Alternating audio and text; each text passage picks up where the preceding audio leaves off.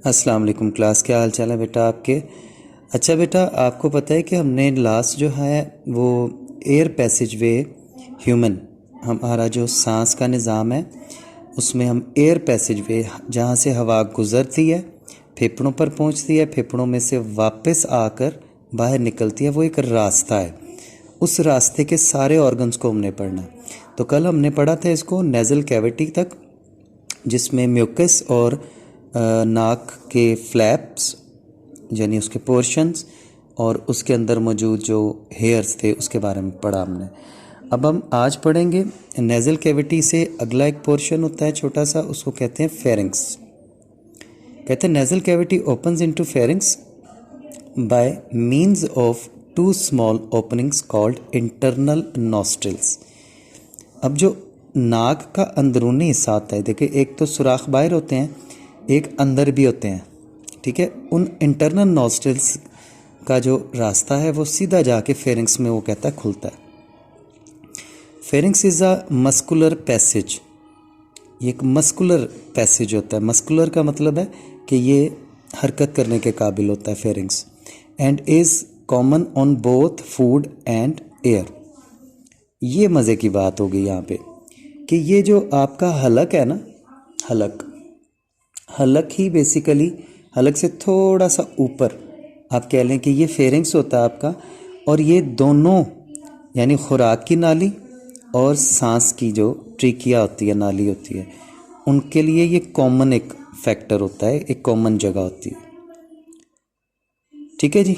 तो खाने और हवा दोनों के लिए ये कॉमन एक जगह होती है। It extend to the opening of the oesophagus and the larynx.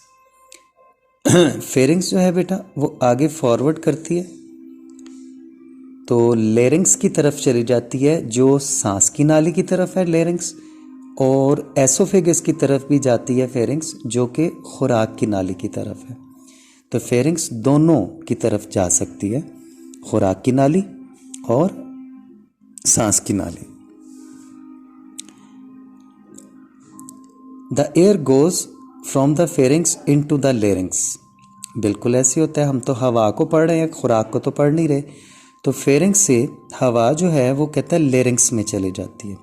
We know that the glottis is a narrow opening at the floor of the pharynx which leads in to larynx.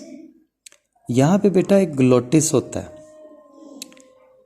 अब glottis जो होता है basically वो क्या है कि एक flap होता है, कैप की तरह, ढकने की तरह होता है, जिसने सांस की नाली को ऊपर से बंद करना होता है जिस वक्त फूड पास हो रहा होता है वहाँ से, ठीक है। तो आगे जाके बताता हूँ मैं इसके बारे में। कहते हैं the larynx is a box. अब वो कहते हैं लेरिंग्स में ना एक बॉक्स भी होता है। ये लेरिंग्स आपको मैं दिखा देता हूँ।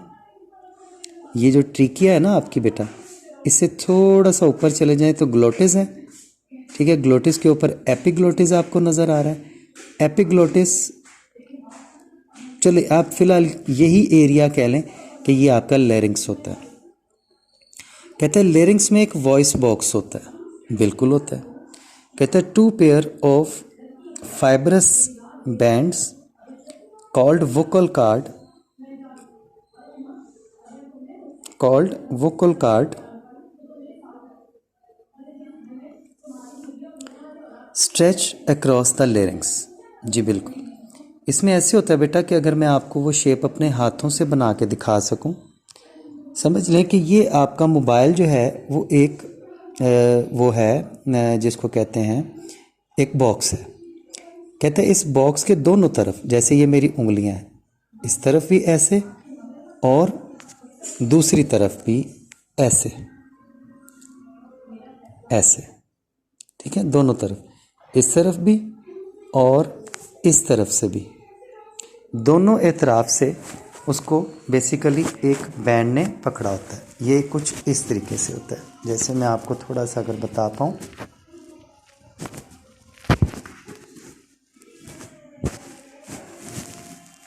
ये इस तरीके से बेटे, ऐसे दरमियान में बॉक्स होता है और उसके दोनों साइडों पे एक बैंड होता है जिसने उसको पिक किया होता है, पकड़ा होता है, ठीक है।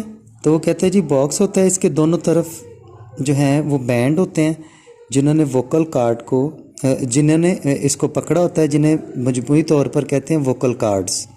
इन बैंड्स को वोकल कार्ड्स कहते हैं जिन्होंने वॉइस बॉक्स को इर्द गिर्द से पकड़ा होता है, या आप कह लें कि उसके साथ अटैच होते हैं। ठीक है। Are stretched also called the voice box. ठहरिएगा जी, मैं दोबारा से बोलूँ। Two pairs of fibrous bands called vocal cards are stretched across the larynx. The vocal cards vibrate when the air passes through them. This vibration produces sounds.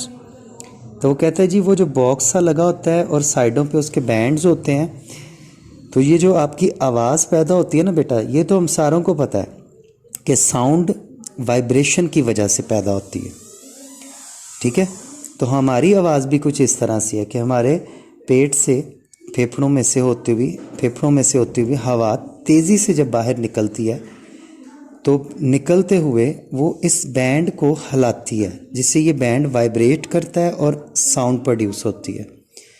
ठीक है। तो मैं इंशाल्लाह ताला कल के लेक्चर में इसकी थोड़ी सी डायग्राम्स भी बना के आपको दिखाऊंगा। अभी आपने आज इतना ही काम करना है। ये 2 छोटे छोटे पैराग्राफ्स हैं, इनको साथ साथ ही पढ़ते जाएंगे तो ये आपके जहन में बैठेगा। ओके बेटे, अल्लाह हाफिज़।